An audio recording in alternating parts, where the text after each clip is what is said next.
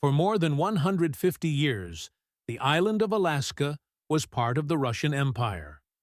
The most interesting part of its story is related to the sale and purchase of the peninsula to the United States.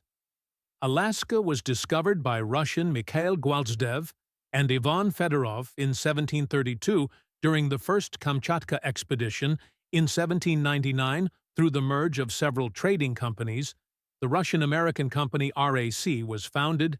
Its task was to ensure Alaska's further development. The population of the peninsula at that time was more than 30,000 people.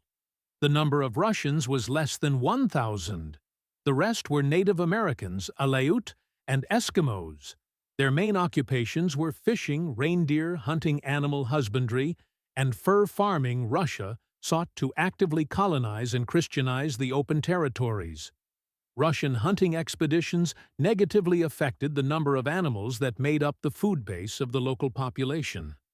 This colonial behavior led to a series of local wars between the Russian colonists and the Alaskan Indians. Russian development of Alaska was very slow, and in the early 19th century, the maintenance and protection of the peninsula began to cost too much for the Russian government. Increased foreign competition. The decline of traditional marine industries and the difficulties of intercolony communication contributed to the company's decline. In addition, the rapid development of American production and trade on the shores of the Pacific Ocean also contributed to the weakening of the position of Russian merchants. The coastal waters of Russian possessions in the Americas became the center of American whaling.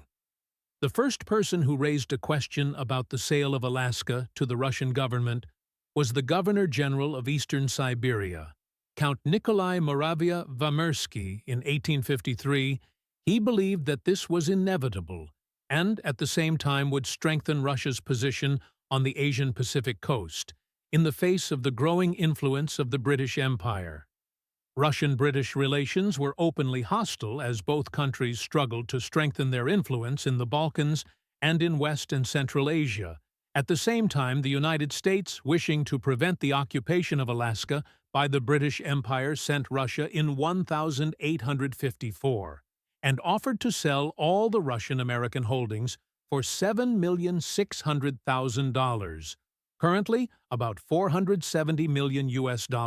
In the same year, an agreement was signed, but did not enter into force because the British Hudson Bay Company, which controlled the adjacent to Alaska Canadian territories, made a better offer to Russian shareholders. However, the Russian authorities, of course, did not support this decision of RAC at that time. The Crimean War was underway, in which the Russian Empire was opposed by a coalition of states within the United Kingdom, France, and the Ottoman Empire. Russia suffered a sensitive defeat and territorial losses in this conflict. The losses in land and sea battles demonstrated the backwardness of the Russian fleet, the Russian Navy, and the Romanov Empire's inability to compete on an equal footing with the advanced European states. The next U.S. offer to acquire Alaska was made at the initiative of Grand Duke Konstantin Nikolaevich, younger brother of Emperor Alexander II, in the spring of 1857. The issue was actively studied on both sides, but due to the American Civil War, real negotiations began only in 1866. The reason for the resumption of negotiations was the returning of the Russian ambassador Edward de Stockel in Washington to St. Petersburg in October 1866. Together with Grand Duke Konstantin Nikolaevich and the finance minister of the Russian Empire, Michael von Reuter, he convinced Foreign Minister Gorchakov to sell these territories. In their opinion, Russia was not able to hold on to North American possessions in case of war, and the transfer of the U.S. colonies would contribute to the improvement of relations between the two countries. Also, Russia could focus on the settlement of the Far East and the Amur region in December 1866. At a special meeting of the Russian government. It was decided to sell the Russian possessions in North America in March 1867. Negotiations were held in Washington between the U.S. State Secretary William Seward and Edward de Stockel, during which the project and the amount of the agreement were agreed, the treaty was signed on March 30th. Such territories as the entire Alaska Peninsula, the line passing west of the meridian 141 degrees. West longitude, a coastline 10 miles south of Alaska, along the west coast of British Columbia, the archipelago of Alexander Islands in the Bering Sea, and other smaller islands were passed to the USA for $7.2 million. So the U.S. actually bought 1.5 million square kilometers of land, which is about 5 cents per hectare. It was super profitable for America and not at all for the Russian Empire.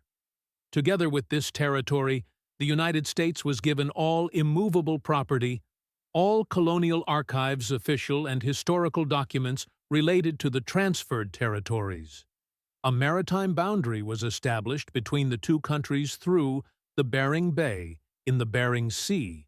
The U.S. Senate, with 37 votes, 4 and 2 against, supported the agreement on the acquisition of Alaska on October 18, 1867, at 3:30 p.m., on board the American sloop Ho-Sippy in the port of New Archangel, now Sitka.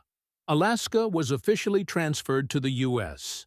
1 year later, the United States House of Representatives decided to allocate the funds required under the contract.